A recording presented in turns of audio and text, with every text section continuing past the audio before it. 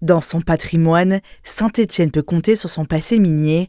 Activité majeure du territoire, elle a laissé peu de traces visibles, hormis la présence de crassiers. C'est pour mettre en valeur cette mémoire que Thomas Goumard et Adriano Duhart ont imaginé le sentier des Crassiers, une boucle de 55 km qui traverse notamment Saint-Genélaire, Roche-la-Molière ou encore la Ricamarie. On a réalisé des cartes composites pour avoir une vue d'ensemble de 1930, 42, 64, 76 jusqu'à 2023 pour avoir une vue d'ensemble du territoire et aller trouver les espaces où il y avait des creux, des pleins. Loin d'un projet touristique, ce parcours se veut une enquête de terrain. À partir de cartes et de relevés, les deux créateurs ont documenté l'évolution de ces espaces et leur impact sur le territoire, aussi bien sur le plan géographique qu'hydraulique. Le constat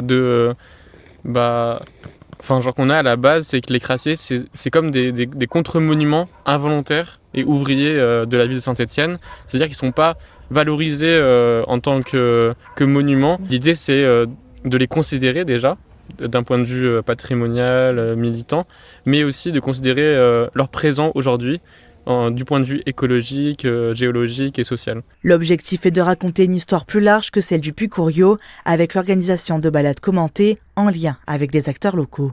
Le but, découvrir les Crassiers sous toutes leurs formes, mais surtout rappeler une histoire commune. Sur une balade commentée, on invite à la fois un historien qui a travaillé sur une grève des mineurs sur le Puy-Couriau et sur la répression qu'il y a eu avec les policiers, et à la fois une géographe qui va nous parler de comment ça se passe aujourd'hui, de manière contemporaine de l'espace qu'on vit aujourd'hui. Et c'est à chaque fois ce collage entre historique et contemporain qu'on veut nouer ensemble.